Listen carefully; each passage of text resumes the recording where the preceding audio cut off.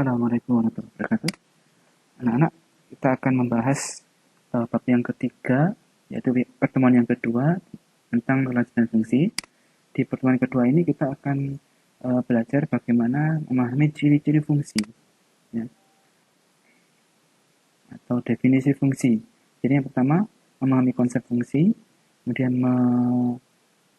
mengetahui notasi fungsi, kemudian mengetahui daerah asal itu yang mana, daerah kawan dan daerah hasil fungsi, kemudian grafik fungsi linear. Kita lihat kalau relasi adalah hubungan dua buah himpunan yang tidak memiliki aturan tertentu.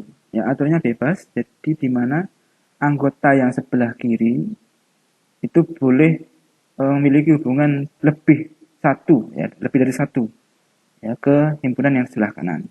Itu relasi, jadi bebas.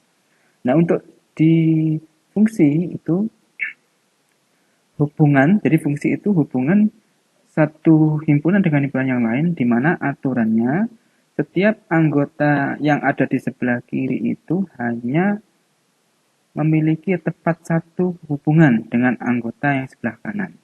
Ya, jadi kalau kita lihat yang kotak di sebelah kiri ini, ya, setiap anggota A memiliki pasangan di B. Ya, jadi anggota yang kiri kan ada 3 anggota, A kecil, B kecil, dan C kecil. Ya, ada 3 anggota. Nah, setiap anggota dia punya panah ke kanan, artinya dia punya hubungan. Ya, ini juga punya hubungan. Semuanya punya hubungan. Tidak ada anggota A yang tidak ada panahnya. Ya, jadi setiap anggota A mempunyai pasangan di B. Ya, ada pasangannya. Kemudian setiap anggota A dipasangkan tepat satu anggota B. Ya, dipasangkan tepat satu anggota B. Kita lihat. Itu pasangannya ke X. Misalkan yang ini ya. B pasangannya ke Y. C pasangannya ke Z. Artinya A tidak punya pasangan lagi selain hanya ke X. B juga demikian, tidak ada panah lain. C juga tidak ada panah lain. Ini yang dimaksud dengan kata tepat satu. Ya. Contoh yang ini, A hanya punya pasangan di X, B hanya punya pasangan di Y, C hanya punya pasangan di Y. Kebetulan pasangan B dan C itu sama, yaitu menuju ke Y. Ya, menuju ke Y. Ya. Yang kita lihat cukup yang di sebelah kiri, ya, anggota A atau anggota yang sebelah kiri memiliki tepat satu pasangan di anggota B. Walaupun di anggota B ternyata memiliki pasangannya atau panahnya menuju ke tempat yang sama. Ya. Atau contoh yang ini, ya, ketiga-tiganya A, B, C panahnya semuanya menuju ke Y. Ya, tapi ini sudah tepat satu. Ya, jadi setiap anggota A memiliki pasangan tepat satu di anggota B. Bandingkan dengan yang di sebelah kanan. Jadi yang di sebelah kiri ini yang kita sebut sebagai fungsi. Ya. Nah, yang di sebelah kanan ini bukan fungsi. Kenapa? Yang pertama, jadi ada dua kemungkinan mengapa kok hubungan tersebut bukan merupakan fungsi. Yang pertama, ada anggota A yang tidak punya pasangan di B. Nah, contohnya ini, A punya pasangan, C punya pasangan, nah B-nya tidak memiliki panah, artinya tidak punya pasangan. Ya, jadi ini bukan fungsi. Demikian yang ini, ya. A-nya tidak punya pasangan. Ini C-nya tidak punya pasangan. Ya. Ya, tidak punya pasangan. Dan yang kedua, ya, yang kedua itu ada anggota A yang mempunyai pasangan lebih dari satu di anggota B. Nah, contohnya ini. A ini punya panah ke X, punya pasangan di X. A juga punya pasangan Z. Ya, jadi A memiliki dua buah hubungan. A ke X dan A ke Z. Seperti ini yang bukan merupakan fungsi. Walaupun misalkan C-nya punya hubungan, misalkan C-nya ke Z misalkan. Tapi walaupun yang kiri anggota A itu punya pasangan semua, tapi ada satu anggota yang memiliki dua hubungan atau lebih, berarti ini bukan merupakan sebuah fungsi. Jadi kesimpulannya, sifat-sifat fungsi atau istilahnya fungsi adalah pemetaan dari himpunan A ke himpunan B. Jadi yang pertama, setiap anggota A mempunyai pasangan di B, semua. Ya, setiap itu semua, tidak ada yang tidak punya pasangan. Kemudian setiap anggota A dipasangkan dengan tepat satu anggota B. Jadi tidak boleh mendua, ya, tidak boleh bercabang. Ya, jadi di anggota yang sebelah kiri panahnya tidak boleh bercabang. Kemudian banyak pemetaan atau banyak fungsi yang mungkin, ya, dirumuskan seperti ini. Jadi jika banyak himpunan A itu kita misalkan NA, ya, N itu number, NA itu anggota A, dan banyak anggota B itu NB, maka banyak fungsi yang mungkin dari A ke B adalah NB pangkat NA. Dan banyak fungsi yang mungkin dari B ke A, NA pangkat NB. Tinggal balik ya. Tinggal balik. Contohnya, nah ini, misalkan himpunan A anggotanya 1, 2, 3, himpunan B anggotanya A dan B. Berapa banyak pemetaan dari A ke B yang mungkin terjadi.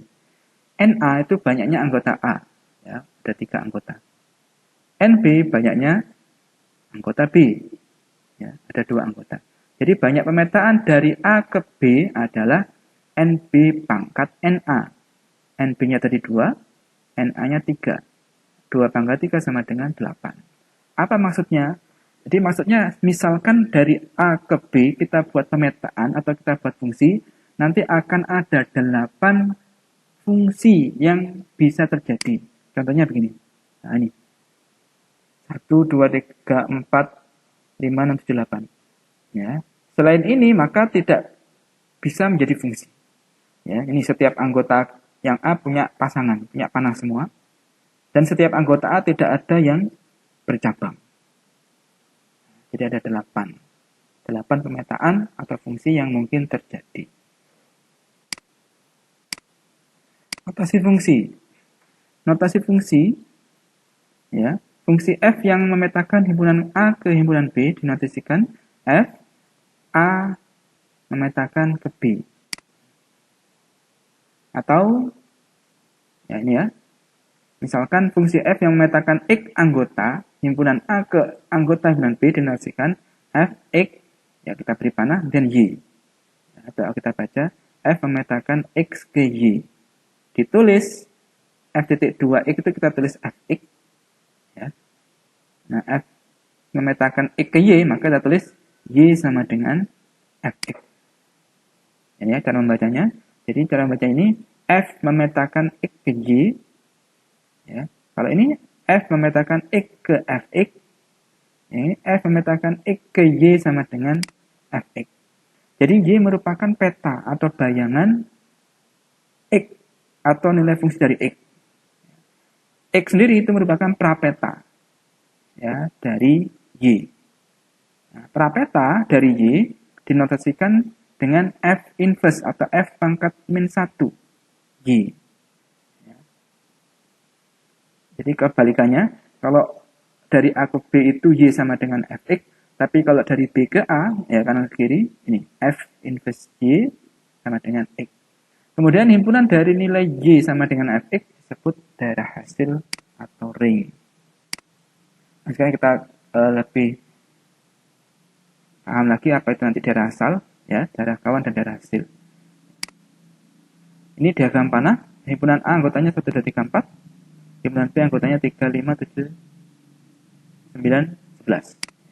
Kalau kita lihat, yang ada di anggota A, di sini himpunan A, itu merupakan daerah asal, atau diistilahkan dengan domain.